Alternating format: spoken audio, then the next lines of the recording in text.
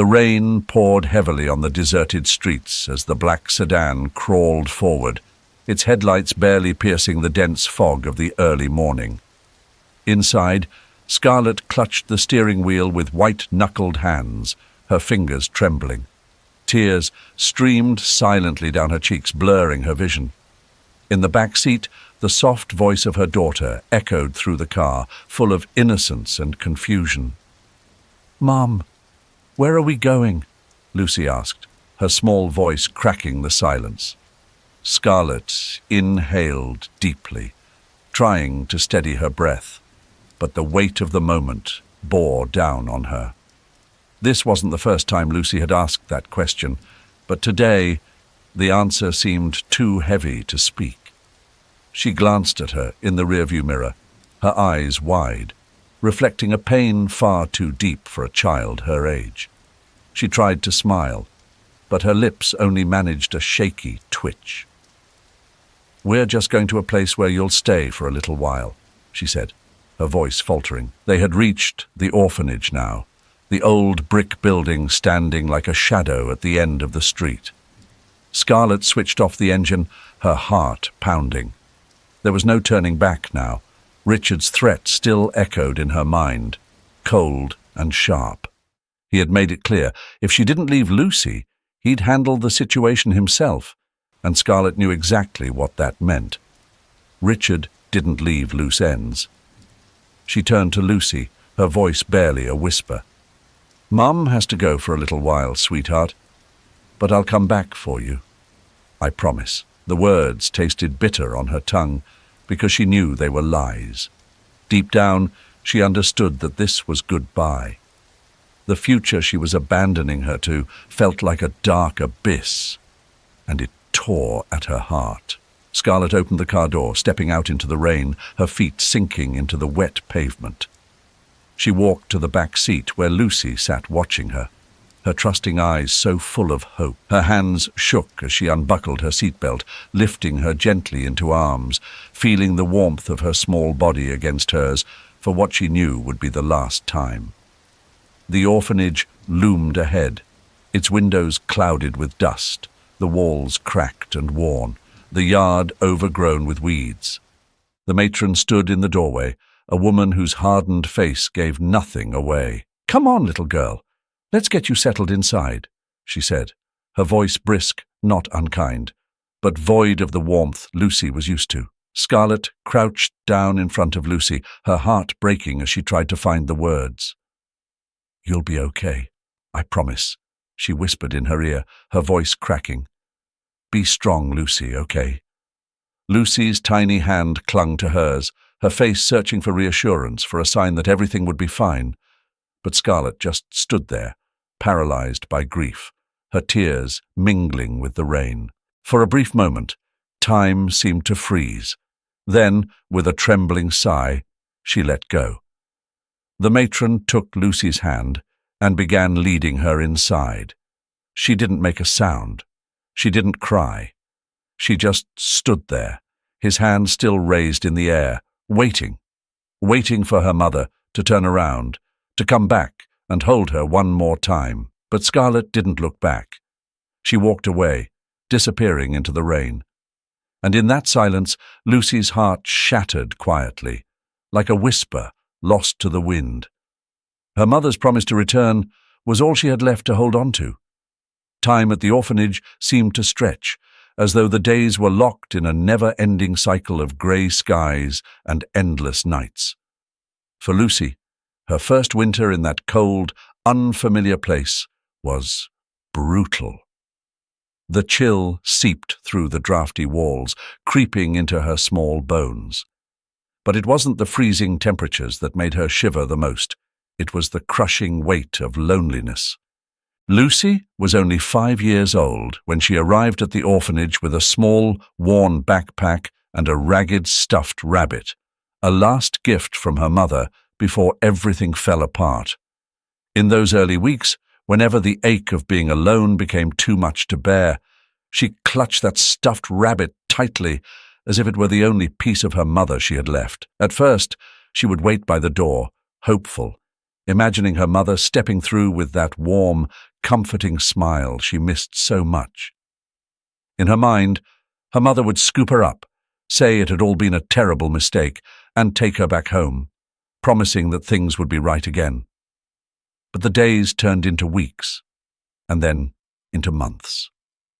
And still, the door never opened for her. The orphanage, a dark and oppressive building, seemed to swallow any light or hope the children brought with them. For Lucy, the nights were the hardest. No matter how much she tried to hold back her tears, they always seemed to find a way out once the darkness settled in. The other kids weren't kind. They shoved her, took her food, and laughed when she tried to fight back. But then, one day, Mike showed up. He was 8, just 3 years older than Lucy, but in the orphanage, those 3 years felt like a lifetime. With his curly hair and sharp, determined eyes, he looked like someone who had already seen more than any child should have to. Mike didn't say much when he stood between Lucy and the older kids. He just looked at them with a quiet intensity and said, "Leave her alone." From that moment on, Mike became Lucy's protector, a makeshift older brother in a place where family was a concept that felt far away, almost like a dream. "Stick close," he told her one afternoon, his voice steady. "In here, you gotta learn to blend in, to keep your head down when things get rough."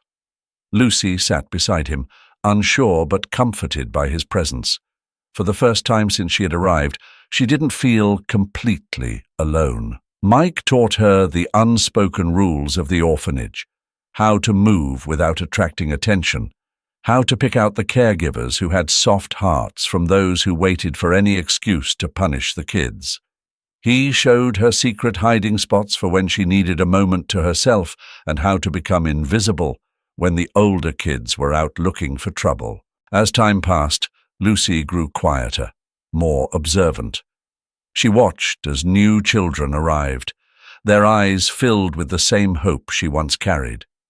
She saw, too, how that hope faded as the days went by, just as it had for her. Occasionally, a child was fortunate enough to be adopted, whisked away by a family that promised them a home and a fresh start. But for Lucy, that door stayed closed, and the seasons continued to pass, each one harder than the last. Still, with Mike by her side, she learned how to navigate the shadows of that place. And though her heart ached with the memories of what she had lost, she no longer faced the darkness alone. But Lucy wasn't one of those children.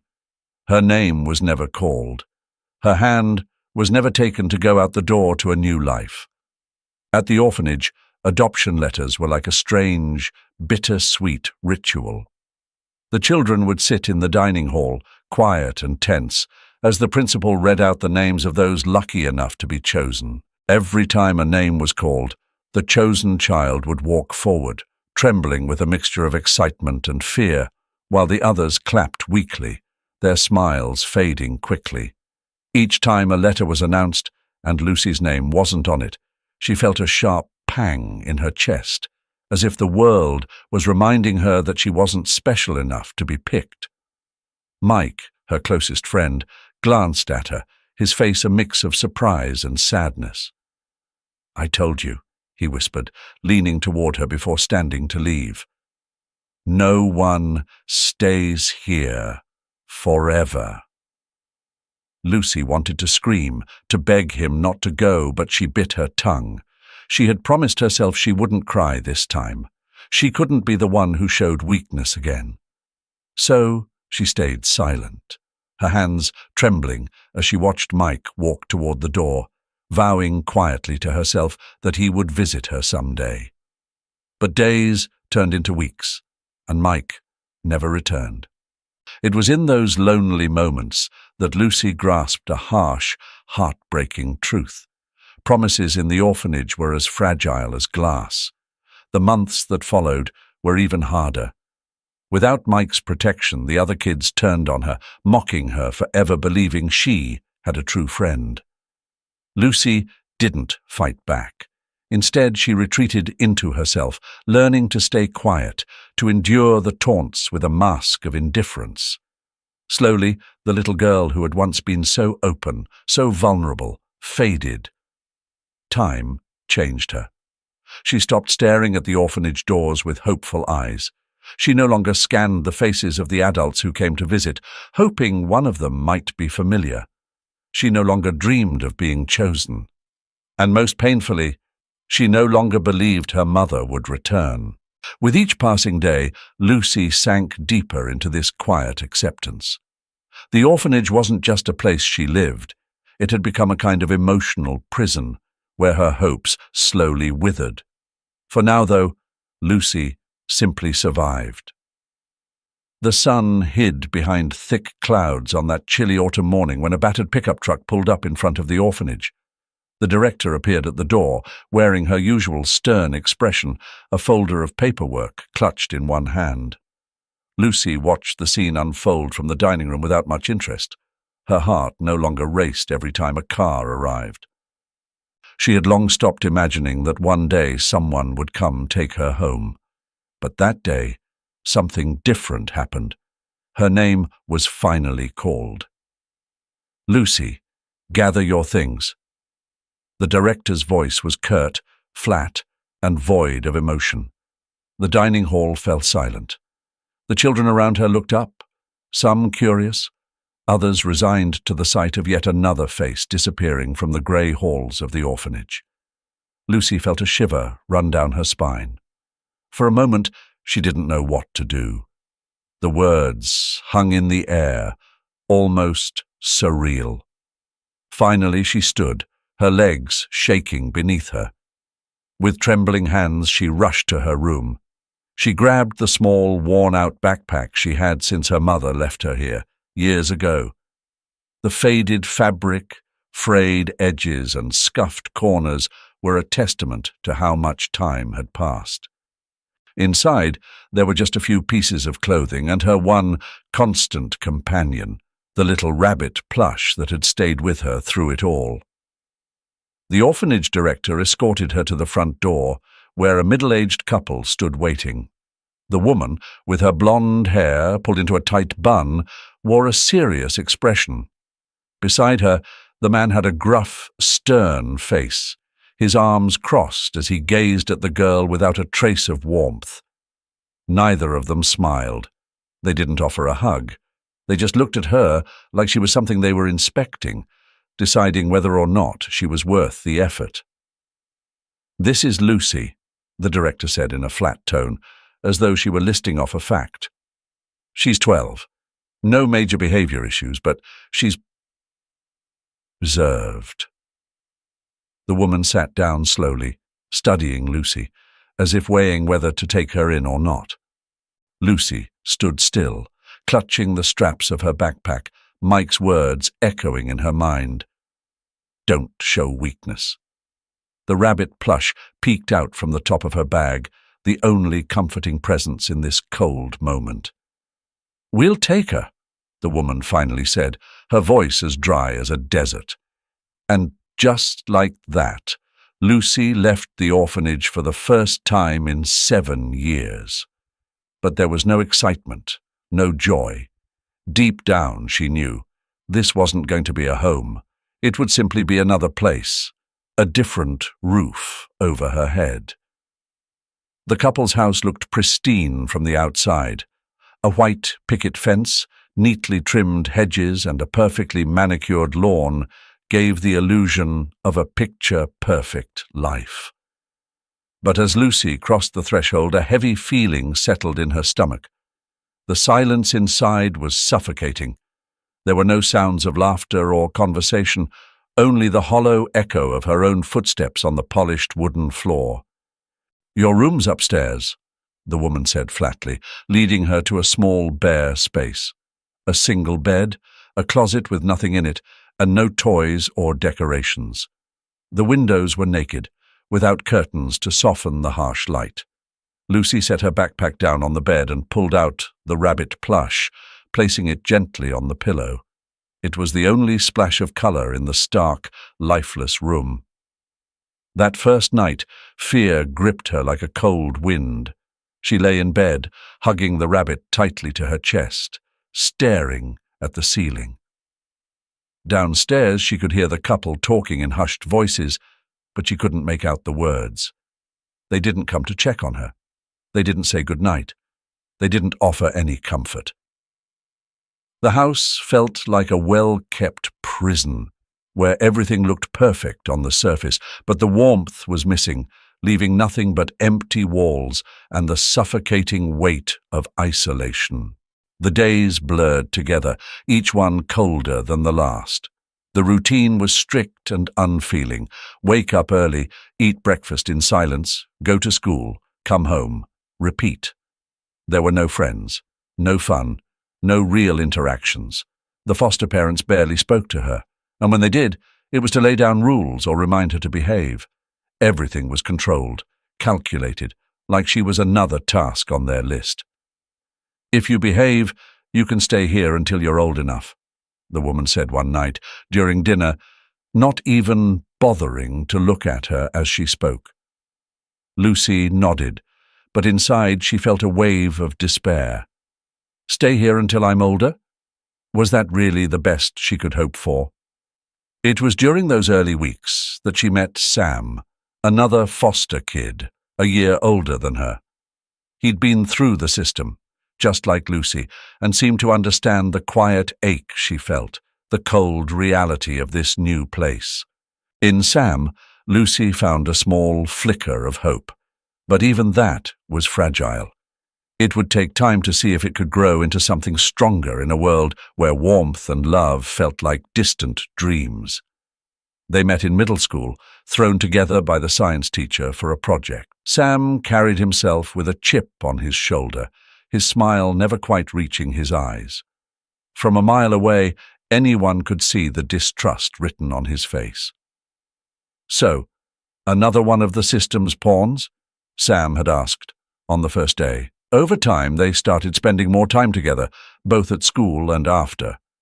Sam, always the rebel, taught Lucy how to sneak out of her foster home without getting caught, how to move through the city unnoticed, and where to go when she needed to think in peace. Their midnight escapes became Lucy's sanctuary. They would slip out after the lights in the houses had flickered off, and the city had fallen into a deep, slumbering silence. Together they roamed the shadowy alleys and found their way to the park's deserted benches, swapping stories about the different foster homes they'd both passed through. Lucy learned that Sam, like her, had been abandoned at a young age, but unlike her, Sam had no desire to track down his birth family. "Why would you even want to find them?" Sam asked one night, the moonlight casting long shadows over their faces. "If they left you, it's because they didn't care." "Face it, maybe," Lucy whispered, her voice barely audible over the night breeze. "But I need to know why." Sam snorted, shaking his head. "That question won't lead you anywhere good. Trust me." But Lucy couldn't stop herself. The thought of her mother gnawed at her, the longing for answers growing stronger with each passing day. Why had her mother left her? What had pushed her to make that decision? And, most painfully, had she ever thought about her again? As the months rolled by, Lucy's foster family grew frustrated with her increasingly distant behavior. She skipped school, stayed out late, and spent more time with Sam than with them. The tension built until, one night, her foster mother snapped. "I can't take this anymore," she shouted, her voice cracking with frustration. "She doesn't want to be part of this family. She breaks the rules at every turn. We're not running a prison, Lucy." Lucy remained silent, her thoughts miles away. A few weeks later, she was moved to yet another home. This time, she left with nothing. The stuffed rabbit she'd once cherished stayed behind, forgotten on her old pillow. She had convinced herself that she didn't need anything to anchor her anymore. No possessions, no temporary homes, no empty promises. All she needed were answers, and one day she would find them. For now, survival was all that mattered, just like it always had. The crisp autumn leaves crunched beneath Lucy's feet as she made her way down the path, surrounded by a tapestry of red and gold. The October wind whipped through her hair, sending a shiver down her spine, but she didn't care. Life had been a whirlwind of change these past few months, and the shifting seasons only mirrored the uncertainty that swirled around her. When they told her she'd be moving to a new foster home, Lucy felt a familiar hollow ache in her chest, but she wasn't surprised. The days with her last family had been strained, filled with arguments and unspoken resentment, leading to the inevitable breaking point. She had trained herself not to feel anything, but when they dropped her off at the new house, tucked away on the outskirts of town in a quiet suburban neighborhood, a strange mix of bitterness and desperation washed over her. This place was different. The streets were lined with old oak trees, and the fields surrounding the neighborhood stretched out for miles, blanketed in fall colors. The red brick house, with its small garden neatly arranged out front, could have easily been mistaken for a typical family home straight out of a movie.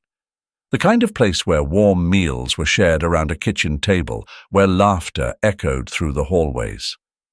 Kate, the foster mother, stood at the door, her presence calm and inviting, and led Lucy, now Lucy, gently inside. Kate was different from the others Lucy had encountered in the foster system. She moved with a quiet patience, as if she truly cared about each hesitant step Lucy took, each hesitant glance around the house. "This will be your room, Lucy," Kate said softly, leading her into a small bedroom painted in a soft shade of blue. The walls were lined with shelves full of children's books, their colorful spines inviting exploration. A single bed sat against the far wall, neatly made, a reading lamp standing sentinel in the corner. The room was warm, cozy, the kind of space that could belong to anyone. But to Lucy, it was just another temporary stop on her journey. She stood at the doorway, eyes scanning the room in silence. After so many years of bouncing from place to place, she had taught herself not to get attached. This wasn't home. It couldn't be. "Do you like reading?" Kate asked, gesturing to the shelves. Lucy shook her head slowly, though she knew it was a lie. In the orphanage, books had been her escape, a refuge from the harshness of reality. But that part of her felt distant now, like a memory belonging to someone else, a version of herself she no longer recognized. Kate smiled warmly, not pushing further. "Take your time. This space is yours for as long as you need it." With that, she left the room, the door closing softly behind her. Alone, Lucy sat on the edge of the bed, her fingers gripping the edge of the comforter. She felt the softness of the pillow beneath her head as she lay down, but it only made her feel more out of place. The warmth in this house unnerved her. She wasn't used to it. She was more familiar with cold, sterile environments where the pain was right in front of you, not hidden behind polite smiles and cozy surroundings. The first few weeks passed quietly, with a kind of fragile calm. Kate was patient, never prying, never forcing Lucy into uncomfortable conversations. Lucy appreciated that. It made the adjustment just a little more bearable. Kate's partner, Jaime, was more distant. He watched from a respectful distance, never intrusive, as if understanding that Lucy needed space. He wasn't overly friendly, but there was no malice in his distance either. At night, Kate would sit with Lucy in the living room, a book in hand, while Lucy either flipped through channels on the TV or pretended to read one of the books from her room. It became a routine, one that eventually stopped feeling quite so strange. Sometimes, without meaning to, Lucy would catch herself glancing at Kate, wondering if this calm was real. But each time, she forced herself to look away, reminding herself that nothing here was permanent. Then, one night, everything shifted. Lucy had woken up late, her usual habit, slipping out of bed to wander the house when everyone else was asleep. She liked these moments, the quiet stillness of the world around her. No one expected anything from her in these silent hours. She could just exist. But as she tiptoed into the kitchen, she found Kate there, sitting quietly at the table with a cup of tea in hand. Kate looked up, surprised but not startled, and gave Lucy a soft smile. "Couldn't sleep?" Kate asked gently. Lucy hesitated, unsure whether to answer, then nodded. I like the quiet," she whispered, her voice barely above a murmur. Kate nodded in understanding. "Me too. Sometimes it's the only time to really think." For the first time, Lucy felt a flicker of connection, a sense that maybe, just maybe, this place wasn't like the others. She sat down across from Kate, the quiet of the night wrapping around them like a blanket. Neither said much, but in that silence something shifted. The house no longer felt quite so foreign. But that night, Lucy found Kate in the kitchen, sitting quietly at the table, her fingers wrapped around a mug of tea. The steam curled upward, and Kate's eyes seemed lost in it, distant. "Can't sleep?" Kate asked softly, not even looking up as Lucy hesitated at the doorway. Lucy stood frozen. She was used to being invisible, to blending into the shadows, unnoticed. But not tonight. Kate had seen her. "Yeah, sometimes it happens to me too," Kate continued, her voice a gentle hum in the quiet kitchen. "There are nights when the silence is just too loud." Lucy furrowed her brow, unsure how to respond. She stuffed her hands into the pockets of her pajamas, awkward and exposed. What could she say? What was there to say? "Would you like some tea?" Kate asked, motioning to the kettle on the table. Lucy walked slowly over and sat down across from her, feeling unusually vulnerable. The kitchen felt too intimate, too quiet. Kate looked down at her cup, as though speaking to herself more than to Lucy. "Sometimes I wonder what life would have been like if I'd made different choices," Kate murmured, her voice almost wistful. "If I had the guts to go after what I really wanted, what might have changed?" Lucy blinked, surprised. She had never heard an adult talk like that, so open, so raw. Vulnerability wasn't something Lucy was used to, especially from someone like Kate. "Why are you telling me this?" Lucy asked, her voice low, feeling a tightness knotting in her chest. Kate finally looked up, her dark eyes filled with a kind of sadness, gentle but deep. "Because I want you to know that you don't have to pretend to be someone you're not, Lucy. Not here. You don't have to be strong all the time or act like you've got everything figured out." Lucy's eyes narrowed. "And what's the point of that?" she said bitterly. "It's all temporary anyway. All of this. It's going to end. You know that. So why do you even care?" Kate didn't flinch. Her expression stayed soft, compassionate. "It's not about pretending," she said quietly. "But I get why you'd think that." She took a slow sip of her tea, her voice steady and calm, like the stillness before a storm. "I just hope that, when it's time for you to move on, you remember that there's always a place here for you, a place you can come back to." Lucy's fists clenched beneath the table. That night, Lucy lay awake in bed, Kate's words echoing in her mind. "You will always have a place to return to." The sentence repeated itself over and over, like a haunting melody she couldn't shake. Sleep wouldn't come. In the months that followed, things shifted, though slowly. Lucy still kept her distance, still held the world at arm's length, but she found herself answering Kate's questions more often, even if only in monosyllables. Occasionally, she would even engage in conversation, though she made sure to keep it superficial, never too deep, never too real. Still, there was always a sense of waiting, waiting for the moment when everything would inevitably fall apart again. That moment came the day Sam showed up at school. His eye was swollen, bruised a deep purple, and he wore a cocky, defiant grin on his face. Lucy knew, just from the look in his eyes, that her fragile sense of peace was about to shatter once more. Sam and Lucy's old habits resurfaced. They found themselves once again in the dim alleys and forgotten corners of the city, doing the things they knew they shouldn't. Lucy couldn't stop. She needed to prove that she hadn't changed, that the false sense of security Kate tried to offer wasn't swallowing her whole.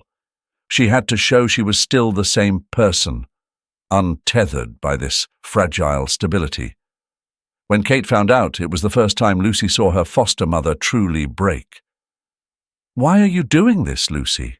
Kate asked, her voice trembling, eyes brimming with tears. "Is it really so hard to believe that someone could love you here?"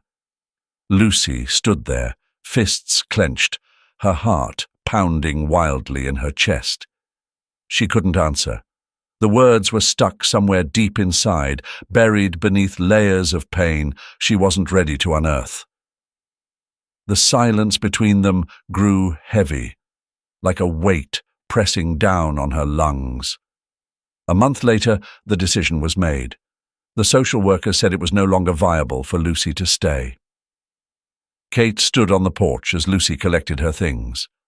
When she handed her the envelope with the next address, Lucy couldn't bring herself to look Kate in the eye. She got into the car without a word, and as they pulled away, Kate's house grew smaller in the rearview mirror. Lucy felt a lump in her throat, a painful knot that refused to loosen. Maybe one day she could hope for something different, but not today. She couldn't afford to hope. The orphanage was even more deteriorated than in her memories. Broken windows, shabby walls, and the main door covered in dust and rust. Everything was in ruins, a reflection of what she had felt inside for so many years. Years, with her hair up in the wind and her jacket worn out against her body.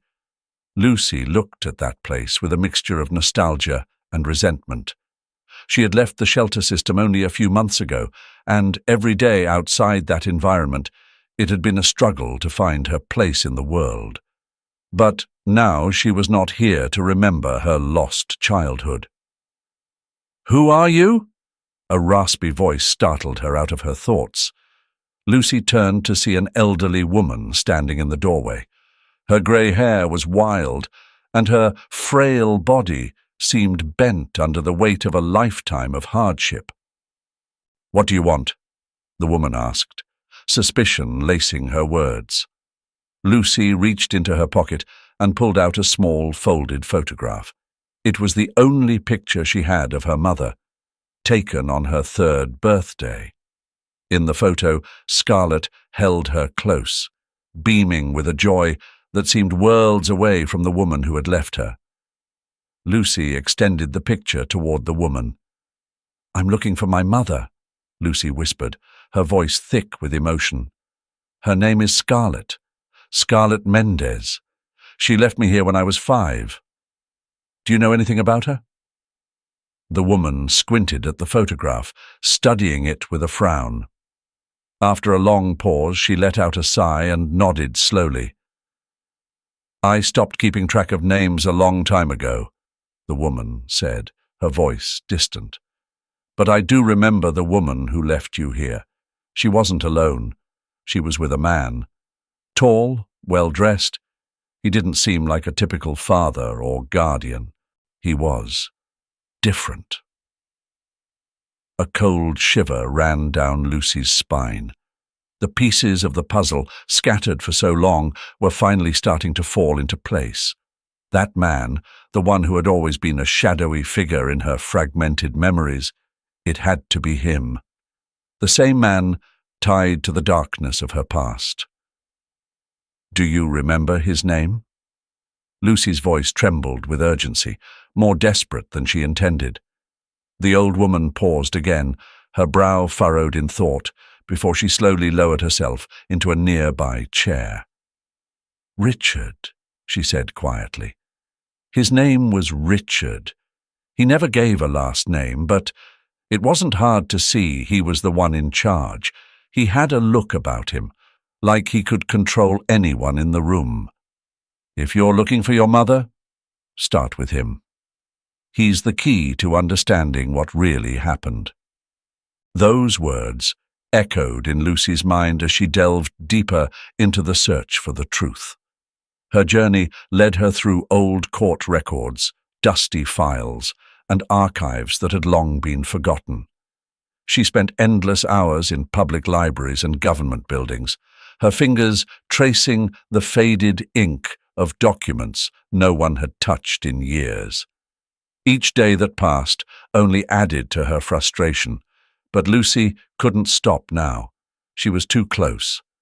One afternoon, after hours of fruitless searching, she found it. An old court document.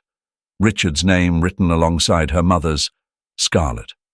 It was a revocation of a restraining order, and as Lucy read through the details, her blood ran cold. Scarlett had once sought protection from Richard. The document painted a grim picture, a man who had controlled her through manipulation and fear. But somehow, the restraining order had been overturned, likely due to Richard's influence. Lucy's hands shook as she realized the depth of what had happened. Her hatred, which had simmered for years, now had a focus. Richard hadn't just ruined her mother's life. He destroyed her entire world. She knew what she had to do. Richard was her next step. Lucy began by digging through the names connected to him, tracking his business dealings, his associates, and his various enterprises. What she uncovered was horrifying. Richard wasn't just a powerful man. He was an untouchable businessman, a puppeteer pulling strings from behind the curtain.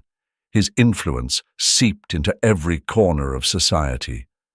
She needed help, and that's when she found Ralph, a lawyer with years of experience in cases involving abuse and manipulation. Ralph had heard of Richard's name before. Many had, but no one had ever managed to hold him accountable. At first, Ralph was hesitant. "You're talking about a very dangerous man, Lucy," he had said. But as Lucy shared her story, detailing the years her mother had suffered under Richard's control, Ralph's skepticism softened. "Your mother," Ralph murmured, glancing down at the court papers in front of him, his face tense with concern. "She didn't disappear like you thought. She's been under his thumb all these years." Lucy felt a mix of rage and despair tighten in her chest. "All this time, she was trapped with him," she whispered, more to herself than to Ralph. "This is bigger than either of us thought," Ralph continued, his voice grim. "If Richard still has control over her, approaching her without warning him could be dangerous. You need to be cautious." "I don't care," Lucy responded, her voice low but steady. "I just need to see her. I need to hear her side of the story. I need to ask her why she never came for me." The search had truly begun, and Lucy wasn't going to stop until she had her answers. A few days later, Lucy sat in a small, quiet cafe on the outskirts of the city, sunlight streaming through the windows, casting patterns on the wooden table where her coffee cup sat, nearly empty. Her mind was racing, replaying everything she had discovered. Somewhere out there, her mother was still alive, still tethered to Richard's shadow. Every second Lucy hesitated was another second her mother remained a prisoner. "Are you sure about this?" Ralph's deep voice broke through her thoughts.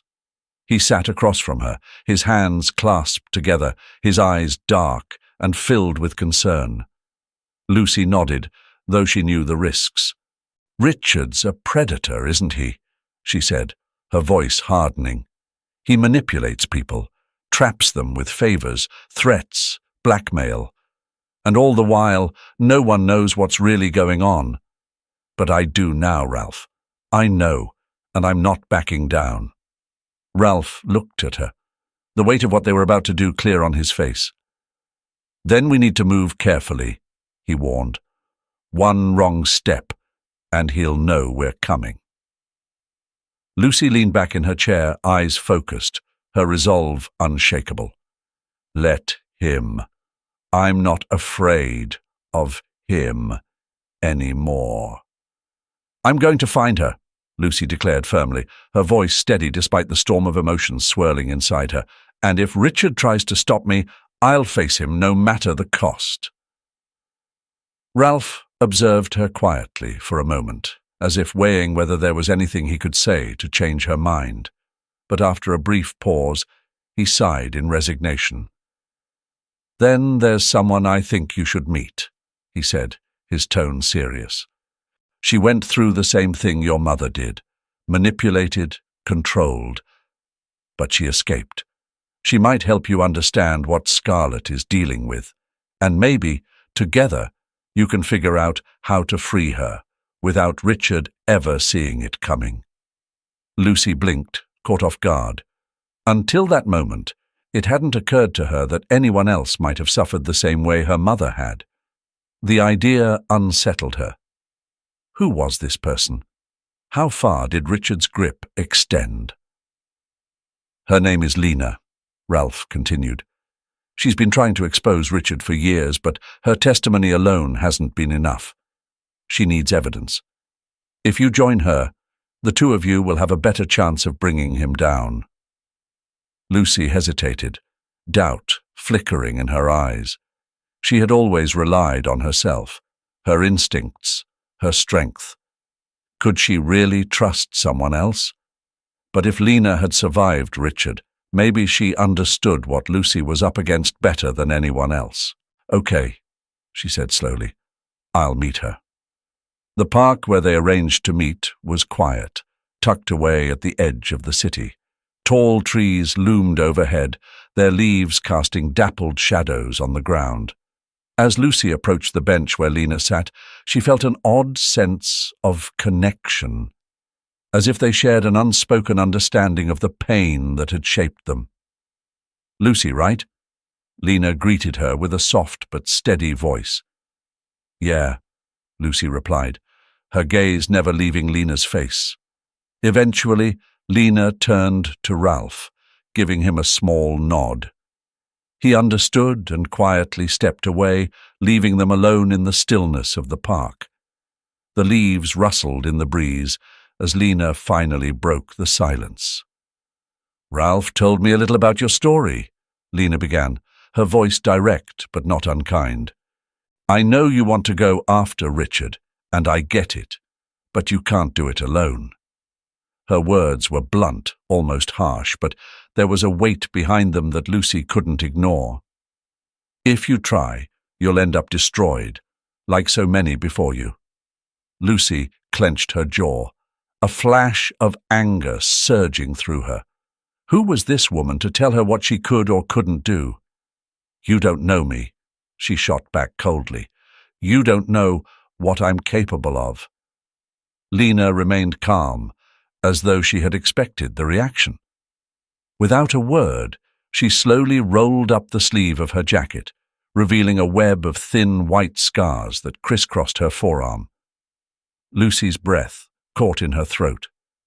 "No," Lena said quietly, meeting Lucy's gaze. "I don't know you. But I know what it's like to be crushed by someone who thrives on your pain." She pulled her sleeve back down, her expression softening. "I wasn't strong enough to escape on my own. But together, we might be." Lucy's anger began to waver, replaced by a flicker of something else. She hadn't fully considered what it meant to face someone like Richard. Seeing Lena's scars, the physical and emotional wounds, made it all feel more real. "How did you do it?" Lucy asked, her voice low, sincere. How did you get away? Lena smiled faintly, though it didn't reach her eyes. It wasn't just one thing. It was years of clawing my way out of his lies, his manipulations. Even now, it's like he still has his hooks in me, even though I'm free. Lucy nodded, understanding. She spoke of her own pain, the abandonment, the years spent searching for answers. And now, the gnawing realization that her mother might not have left by choice. Maybe Scarlett had thought leaving was the only way to protect her. "Will you help me?" Lucy finally asked, her voice trembling with a mixture of hope and fear. Lena looked at her thoughtfully, as if weighing the question. After a long pause, she gave a slow nod. "Yes, I'll help you. But you have to promise me something first." Lucy's eyes narrowed. "What?" "You can't let hate consume you," Lena said softly. "If you want to save your mother, you have to stay clear-headed. Don't let anger blind you." Lucy nodded, the weight of the promise settling over her. "I won't. I promise." For the first time in what felt like forever, Lucy felt a small spark of hope flicker to life inside her. They had forged a fragile alliance bound by shared pain and a common enemy. And together they would begin to unravel the web that Richard had spent years weaving.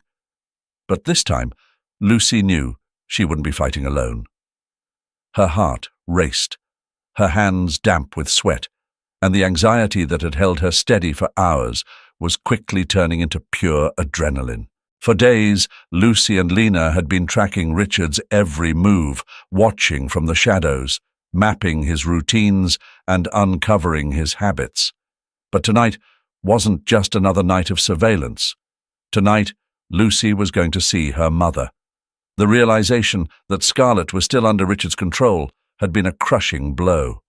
For years, Lucy had pictured her mother living a life somewhere far away, maybe even happy, with a new family. But learning that Scarlett had been trapped all this time, emotionally imprisoned and monitored by the same man who had forced her to leave her child, that ignited a rage in Lucy so fierce she could barely contain it. "Are you ready?" Lena's voice broke through the silence, her words soft, almost lost in the night air. She stood beside Lucy, her face bathed in the faint glow of a street lamp. They had spent countless hours planning for this moment.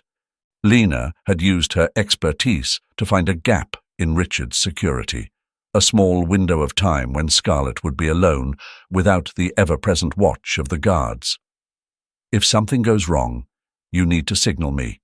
Don't try to confront Richard if he shows up," Lena warned. "Not yet." Lucy nodded, swallowing hard. She stepped off the curb and crossed the street. The tall walls and thick trees surrounding the estate loomed before her. She slipped into the shadows, moving quietly, her breath shallow. The backyard was eerily quiet. The only sound the soft trickle of water from the fountain and the rustling of leaves in the night breeze. She followed the stone pathway toward the terrace, her heart thudding in her chest.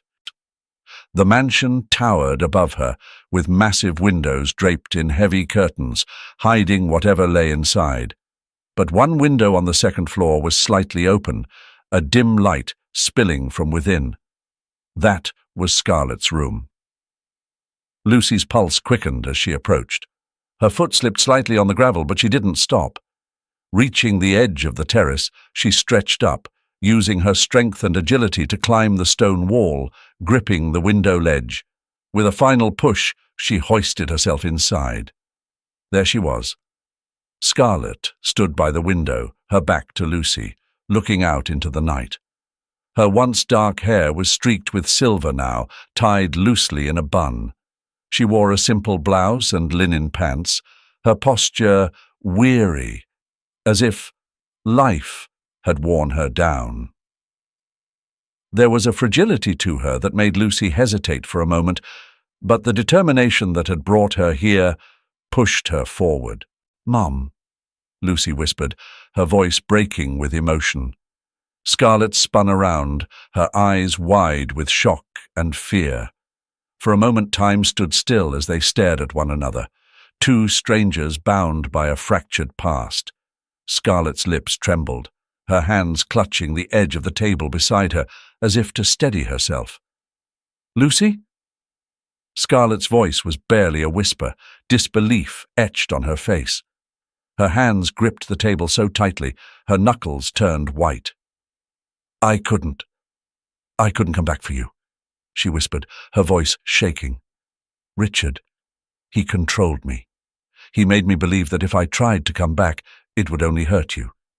He told me I had to forget you, that you were a burden." Lucy took a step back, her world spinning. For years, she had imagined countless reasons why her mother had abandoned her, had told herself that maybe Scarlett never loved her, that maybe she had never wanted her in the first place. But hearing her mother's confession, hearing how she had been manipulated and forced to believe her daughter was a danger, broke something deep inside Lucy she hadn't expected. "I'm not alone this time," Lucy said, her voice hardening with resolve.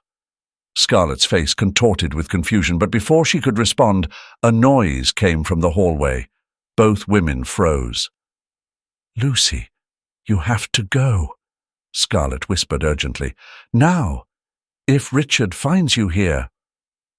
Lucy knew the risk was too great. She couldn't afford to be discovered. Not yet. With one last look at her mother, her heart aching, she turned back toward the window. "I'll come back for you," she promised, her voice trembling. "No matter what happens, I'll get you out of here." Tears welled in Scarlett's eyes as she whispered, "I love you, Lucy. I never stopped loving you."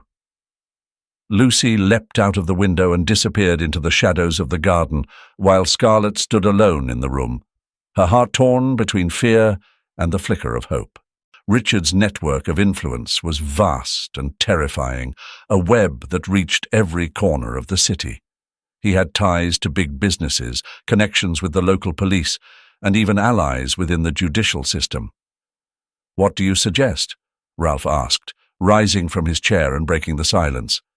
Lena walked over to the corkboard that displayed their investigation, tapping her finger against a name in the corner, one that had previously seemed insignificant.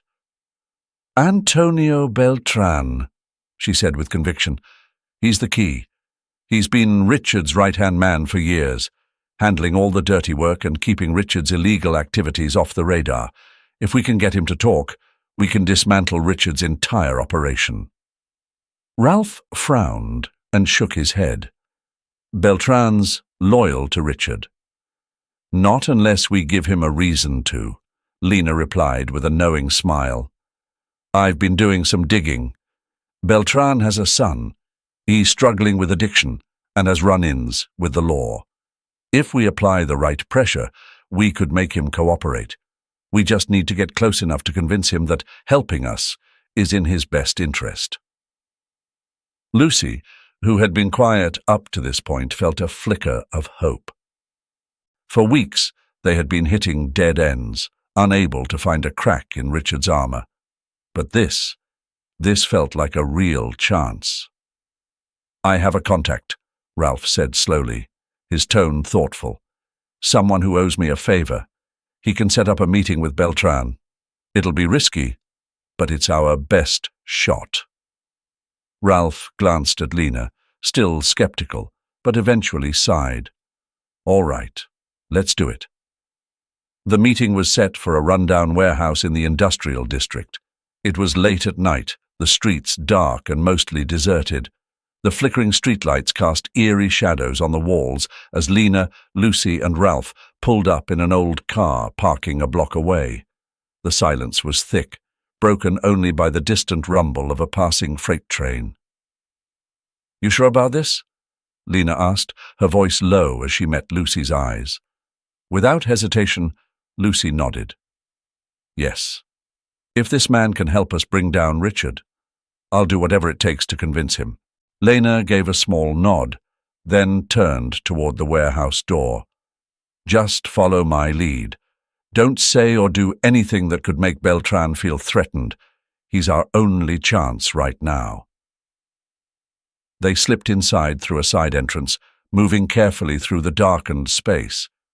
The air was thick with dust, and the walls were bare, their windows broken. Their footsteps echoed off the concrete floor, and in the distance a lone figure stood waiting by a metal table.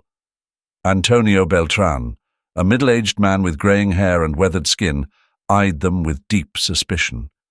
He didn't move as they approached, but his expression said it all. He didn't trust them. "You've got 5 minutes to tell me why I shouldn't kill you right now," he growled, not bothering to hide the venom in his voice. Lena stepped forward, her voice calm but firm. "Because I know your son is in trouble," she said quietly. "And I know Richard isn't going to lift a finger to help him, but we can. If you give us what we need, we'll make sure your son is safe. We'll clear his legal troubles and give him a real chance at turning his life around." She paused, letting her words sink in. "Richard will abandon you the moment you're no longer useful to him, but we're offering you a way out." Beltran's eyes flickered with something, fear, uncertainty, but also a spark of hope. His hands trembled slightly on the table as he processed what Lena had said. Lucy watched closely, sensing the internal battle going on inside the man. After what felt like an eternity, Beltran's voice came out rough and tired. "What do you want from me?" Lucy stepped forward, her heart pounding. "We want Richard. We need evidence of his business dealings, proof of the illegal operations he's been running, and how he's manipulating people. You have access to that information, and if you give it to us, we'll not only protect your son, but you as well." For a long, agonizing moment, the room was silent. Then he sighed, resigned. "Okay," he said quietly. "I'll give you what you need." Lucy's heart raced. They'd done it. Finally, they had something solid against Richard. It was the night they had been planning for weeks. The night everything would finally fall into place. "Are you sure you're ready for this?" Ralph asked, his voice breaking the silence. His dark eyes bore into hers, searching for any sign of hesitation. "I am," Lucy replied firmly, her gaze locked on Richard's sprawling mansion across the street. Beltran had given them everything: documents, emails, recordings, financial records that tied Richard to a web of illegal activities, from money laundering to political corruption. But the crown jewel was a video secretly recorded by Beltran, where Richard himself admitted to using Scarlet, manipulating her and others to maintain his grip on power. It wasn't just evidence, it was the truth, laid bare for the world to see. That video wouldn't just bring him down, it would utterly humiliate him. "You know the signal, right?" Ralph asked again, his voice tight with anxiety. Lucy sighed. "Yes, Ralph. When the garden lights blink twice, that means Lena is in, and everything's set." The plan was precise. Lena, with her knack for sneaking into places unnoticed, had already gained access to the mansion's security systems. She would disable the alarms, unlock the doors, and head to the server room, where they'd upload the damning video. They reached the server room. Ralph quickly connected their device, and the screen flickered to life. The video began to upload, its contents broadcasting across every one of Richard's social media accounts, his email contacts, every corner of his influence. On the screen, Richard sat at his desk speaking to Beltran with a smug expression. "She meant nothing," Richard said coldly, his voice dripping with disdain. "Scarlet was useful only to keep the girl out of my way. Once she was alone, she became a burden. But I knew how to control her." Lucy's hands clenched into fists as Richard's words echoed through the room. She watched as his face twisted into a cruel smile. "If she ever tries to run again, I can make that little girl's life a living hell," he sneered. "And if she dies in the process, well, I'll be the grieving father. No one would ever point a finger at me." The coldness in his voice sent a chill down Lucy's spine. Lena, standing next to her, ground her teeth in silent fury. This wasn't just cruelty, it was sociopathic. Richard had used Scarlett's love for her daughter, had weaponized her fear and desperation, all for his own gain. As the video continued to play, exposing Richard's true nature to the world, Lucy felt a mixture of rage and satisfaction. They had done it. The man who had controlled their lives, who had seen people as pawns, was finally laid bare for all to see. "It's done," whispered Lena, her hands trembling as the video continued to stream across the screen. "Everyone's going to see this." The tension in the room was thick, but then a deafening crash came from behind them. The three of them spun around just as the door burst open. Richard stood in the doorway flanked by two armed guards, his smirk as venomous as ever. "I thought I'd handled all the problems," Richard began, his tone dripping with mockery. "But it seems I underestimated the desperation of the defeated." Lucy felt a surge of heat rise inside her, a fire that had been smoldering for years, ready to burst free. She took a step toward Richard, her eyes locked on him, unwavering. "This is over, Richard," she said, her voice strong, steady. "Everyone sees who you really are now. You can't hide anymore." For a split second, Richard's smirk faltered. But it was only a flicker, and he quickly regained his composure, stepping forward with that same arrogant swagger. "Do you really think I care what people think?" He let out a cold laugh. "This video won't change a thing. My connections, my power, they're all still intact, and you, girl, you'll pay for this. You and that poor excuse of a mother you've got. Not today." Lena cut him off, lifting her phone.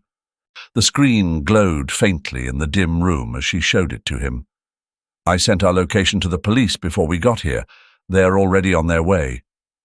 Richard's eyes flared with fury as he took a menacing step forward. But before he could get any closer, the mansion's lights flickered out. A heartbeat later, they surged back on, and the sound of boots echoed through the halls. "Police! Hands up!" Chaos erupted. Flashlights sliced through the darkness as officers stormed the mansion, their shouts mixing with the heavy thud of footsteps. The guards beside Richard froze, glancing at one another nervously before dropping their guns and raising their hands in surrender. But Richard stood still, his face tightening with rage. He didn't move, didn't flinch, even as the commotion unfolded around him. His eyes were locked on Lucy, a fire still burning in their depths. "You fools have no idea who you're dealing with," Richard hissed, his voice low but laced with venom. Lucy's anger boiled inside her, but she forced herself to stay calm. Lena and Ralph stood beside her, their expressions tense as they watched the officers surround the room, their weapons and flashlights cutting through the chaos. "Get on the ground!" one officer barked, and the guards immediately dropped to their knees, leaving Richard standing alone, defiant, like a dethroned king refusing to bow. "I'm not going anywhere," Richard muttered, a twisted smile tugging at his lips. "You really think you can take me down with a few doctored videos?" But before Richard could finish, a figure stepped out of the shadows at the end of the hallway. Lucy's heart nearly stopped when she saw her mother, Scarlett, walking toward them. Her face was streaked with tears, and her long hair clung to her damp shoulders. The police officers hesitated, but, seeing that she posed no immediate threat, stepped aside to let her pass. Her gaze was locked on Richard, eyes brimming with a mix of fear and determination. Lucy could feel her throat tighten. "No," Scarlett said, her voice trembling but resolute. You're not getting away with this, Richard. Not this time. Richard turned slowly, disbelief widening his eyes. For a brief moment, he looked as though he was staring at a ghost, unable to comprehend her presence. "What are you doing here?" he muttered, almost as if he was trying to convince himself this was all a bad dream. "I'm ending this," Scarlett replied, her voice shaking, but she didn't stop moving forward. "For years I let you manipulate me. I let you control every part of my life," she said, taking another step. "But not anymore. I won't let you keep hurting the people I love."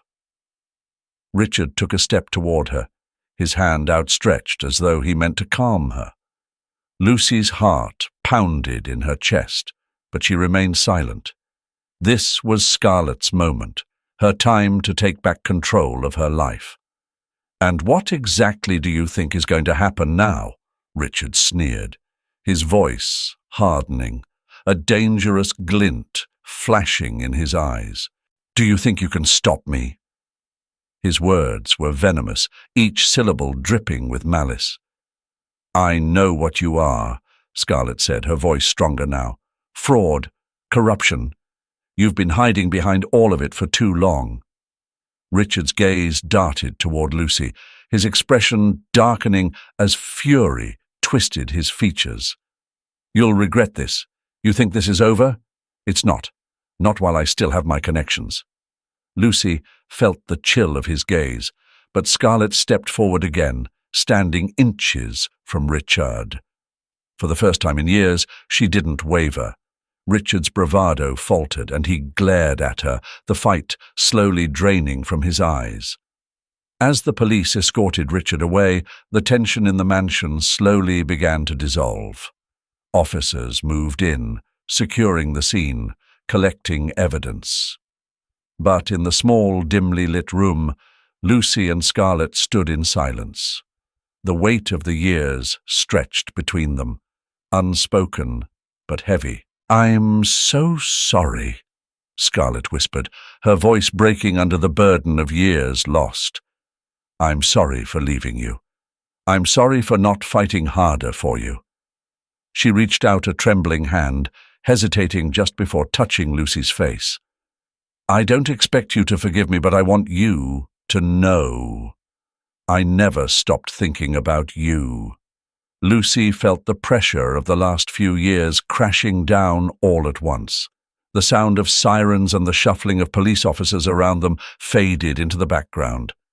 In this moment, nothing else mattered but the fact that, after so long, her mother was finally here. When the day of the trial arrived, the courtroom buzzed with the chatter of reporters and onlookers. Camera flashes flickered like fireflies and whispers filled the air. Lucy sat quietly in the back row, Lena by her side and Ralph seated in front, meticulously reviewing every document, ready to take down notes at any moment. The trial against Richard had begun, and today Scarlett was going to testify. As the trial dragged on, each piece of evidence, each witness testimony chipped away at Richard's defense. Beltran's recordings, the financial records, the testimonies of others who had been manipulated by Richard, all came together like blows that slowly dismantled the invincible facade he had once worn so proudly. For Lucy, every word her mother spoke, every fact presented by Ralph, felt like a small victory. But the real triumph wasn't in seeing Richard fall. It was in knowing that, after all these years, she and Scarlett were finally standing together, no longer bound by fear. But as she left the courtroom that night, she knew her true victory wasn't the courtroom battle. It was the life waiting to be rebuilt. Outside, the air was crisp and clean, the sky glowing with moonlight after the storm that had been the trial. As she walked toward the courthouse steps, Scarlett, her mother, approached hesitantly. She stopped a few steps away, her expression a blend of hope and regret, the same look she had the night they reunited after so many years apart. "Lucy," Scarlett began, her voice soft and uncertain, "would you like to come with me?" Her eyes shimmered with emotion, a reflection of the pain and longing they both carried. Lucy's heart raced. She had imagined this moment so many times, dreamed of the day when she and her mother could be together again. But she also knew that the road ahead would not be easy. There were scars, deep and painful, that would take time to heal. "Yes," she finally whispered, her voice trembling with emotion. There was no hesitation in her heart, no doubt. She stepped forward, wrapping her arms around her mother, holding her close. For the first time in years, Lucy felt the weight of peace settle over her. The battle with Richard was over, but a new journey was beginning, one where she and her mother would rebuild their lives, one day at a time. Under the soft glow of the moonlight, Lucy extended her hand to Lena, who had stood by her side through it all. The three of them remained there for a moment, united by the knowledge that, although the road ahead would be long and full of challenges, they would face it together. For the first time, after years of pain and darkness, the future was theirs. A new beginning, full of hope and possibilities. Thank you for joining us in this powerful story of struggle, redemption, and justice. If you found this story moving, don't forget to subscribe and hit the notification bell for more stories packed with emotion. And remember, in life, there is always a new beginning. See you next time.